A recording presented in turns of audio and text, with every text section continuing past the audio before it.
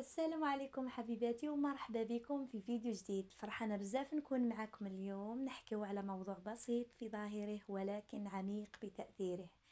راحة النفس تبدأ من دار نظيفة ومرتبة. تخيلي روحك تنوضي الصباح وتشمي ريحة النظافة وتشوفي كل زاوية من دارك منظمة، الردوات محلولين، الضوء الطبيعي يعمر الدار، الكوزينة مرتبة، الصالون يلمع. تلقاي روحك تبتسمي بلا ما تحسي، لأنه ببساطة المكان المرتب يعطيك إحساس بالهدوء، يحميك من التوتر ويخليك تبدأي نهارك بطاقة إيجابية. لكن سؤال نطرحوه على رواحنا، كيفاش نوصلوا لهذا الترتيب بلا ما نحسوا بالضغط؟ لهذا حبيباتي جبت لكم اليوم خطوات عملية بسيطة وتدوم مع الوقت. أول حاجة البداية بتنظيم صغير. بتحاوليش ترتبي الدار كامل في نهار واحد، ديري ركن صغير كل يوم. اليوم الكوزينة، غدوة الصالون، وبعد غدوة البيت الرقاد، وبعدها بيت الولاد، هكا حتى ترتبي بيتك. ديري ثاني حاجة، ديري قاعدة كل شيء في مكانه. علمي روحك عادة كي تكملي من استعمال حاجة رجعيها لمكانها مباشرة، وعلمي هذا الشيء لأفراد عائلتك وأولادك. راح توفري وقت جهد كبير وتتهناي من الفوضى. ثالث حاجة تنظيف خفيف يومي. ديري 15 دقيقة في اليوم تكفيك وتهنيك من تنظيف كبير ومتراكم. دوري على الغبرة مسحيها، رتبي الوسايد، رتبي السراير، حاجات خفيفة بصح مفعولها سحري. رابع حاجة ترتيب الخزائن والأدراج.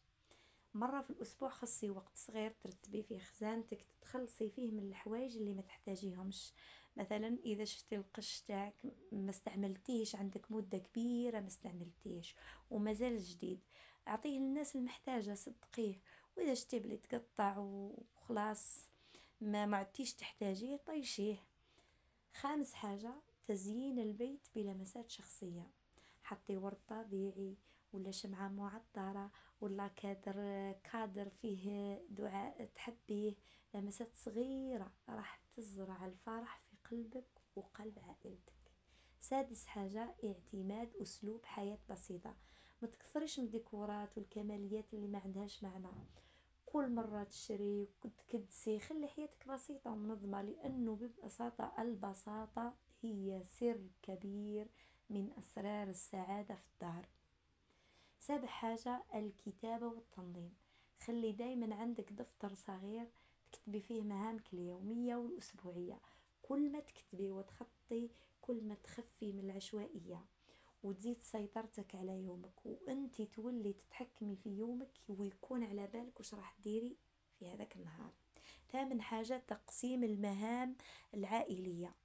تشاركي أفراد الأسرة تاعك، مثلا الأولاد ينظموا ألعابهم، يرتبوا سرايرهم، الزوج يعاونك في حاجات خفيفة، مثلا يهز الطابلة، يعاونك في دراسة الأطفال. كي يكون التعاون الدار تبقى مرتبة بلا جهد كبير.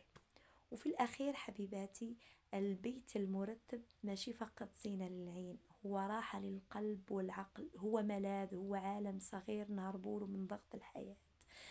تفكري دايما لما ترتبي بيتك نفسك هي اللي ترتاح وعقلك يصفى.